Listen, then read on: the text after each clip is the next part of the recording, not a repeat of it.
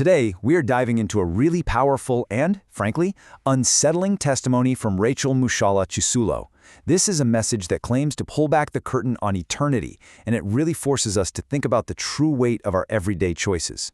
And right at the heart of this entire testimony is this one single haunting question.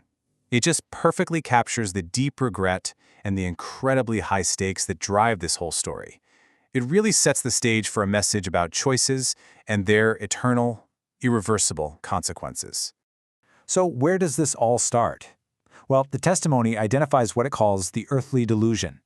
The whole idea here is that our day-to-day lives, all the things we worry about, can create this kind of spiritual blindness, causing us to chase things that, from an eternal perspective, are basically just distractions. And this slide really breaks that delusion down. On one side, you've got all the things we know, right? The typical pursuits, success, money, being accepted. But the testimony puts that in stark contrast with what it argues is the only thing that matters for eternity, being right with God, no matter what it costs you in the here and now. Now, to really drive this point home, the testimony shifts to a pretty startling vision that involves a childhood friend. This story is meant to be a powerful, incredibly personal example of exactly what is at stake. So this vision takes her all the way back to 8th grade, to a friend from her childhood. And what makes this so unbelievably chilling is that she claims she could actually hear her friend's thoughts. Just this constant stream of consciousness that was filled with this overwhelming sense of a completely lost opportunity. And this is the core message coming from those thoughts. According to the testimony, from that vantage point, after it's too late, all the complexities and goals of life just melt away. And you're left with this one single stark truth. It's this moment of absolute brutal clarity that's born from irreversible loss. The friend's regret is then detailed in these 3 specific actions. And notice what's missing, right? There's no desire to fix old arguments or to enjoy life's pleasures one last time. Nope, it's a total, all-consuming focus on spiritual discipline. This really hammers home the testimony's perspective on just how valuable our time is and the singular importance of salvation. Okay, so the testimony now shifts from a vision about someone else to a terrifying personal experience. The speaker describes her own journey toward hell, and what's wild is that it's triggered by something that seems, on the surface, incredibly minor. This was it. This was the trigger, straightening her naturally kinky hair. The speaker says she knew with absolute certainty that this simple act of personal grooming was the direct cause of this horrifying spiritual event. Now, you might be wondering, how is that possible? Well, the testimony offers a very specific theological reason. It's not about the hair itself, but what the act represents.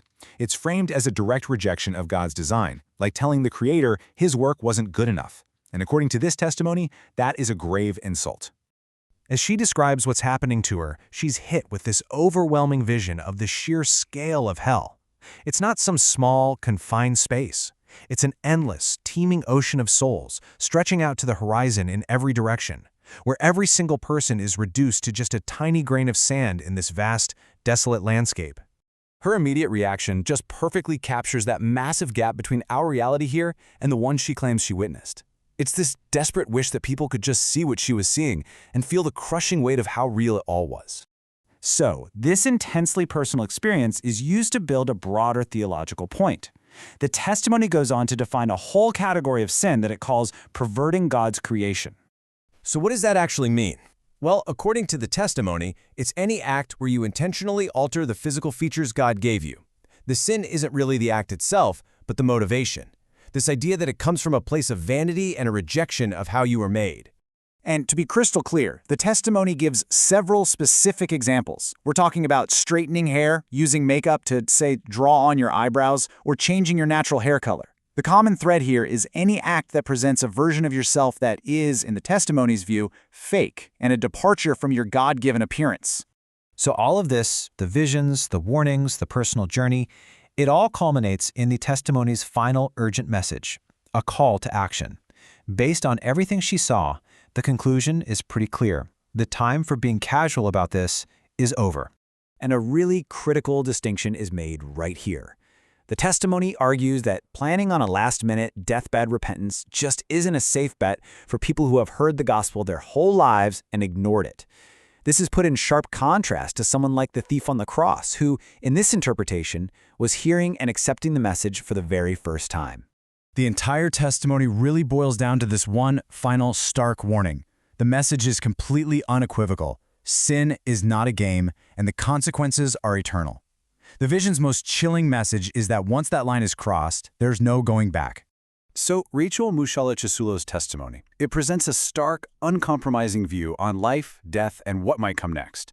It's a really challenging message that ultimately leaves us all with one profound question to think about.